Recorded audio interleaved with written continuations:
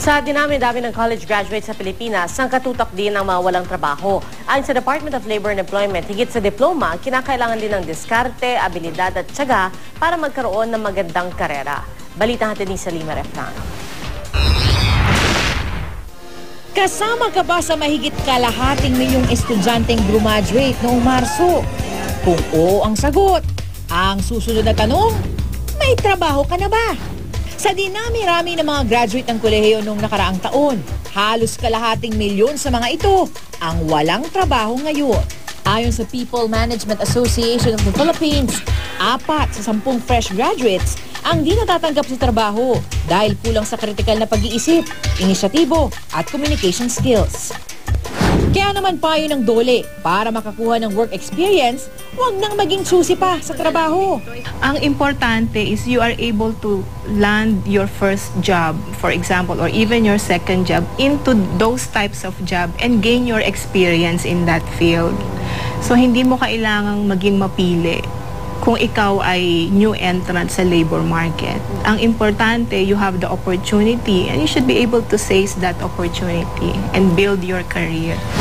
Hindi raw kasi garantiya ang diploma para makuha ang inyong dream job.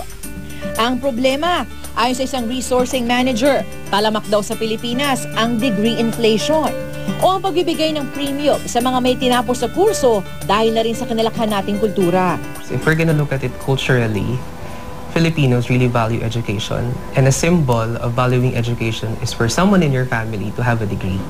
Pero kung hanap mo ay trabaho sa panahon ng information and technology, mas mahalaga raw ang tinatawag na soft skills. Ito yung ability to communicate, ability to problem solve, ability to be ability to have a good work ethics. Si Irene, na isang high school graduate, dumaan daw sa butas ng karayom bago makahanap ng regular na trabaho. Pero ngayong isa na siyang sourcing specialist, napatunayan niyang di raw hadlang ang kawalan ng diploma para makapagtrabaho. Kung hindi ka graduate or kahit pag wala kang 2 years course na nakagraduate ka, hindi ka talaga makakahanap ng matinong trabaho. Masipag lang ako at matyaga. Pag merong mga bagay na alam na feeling ko hindi ko kaya, pipilitin ko yung sarili ko na matutunan yan para maabot ko siya. Mahalaga rin ang paghahasa ng kakaibang skills. Gaya na lang dito halimbawa sa TESDA. Graduate man ng kursong computer programming si Jenilyn, mas pinili niyang magtrabaho bilang welder. Gusto ko ma-develop yung skills ko, madagdagan.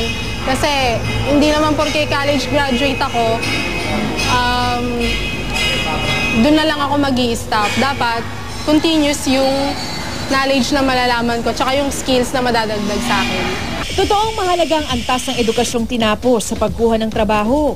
Pero di lang ito ang batayan ng galing at husay ng isang tao.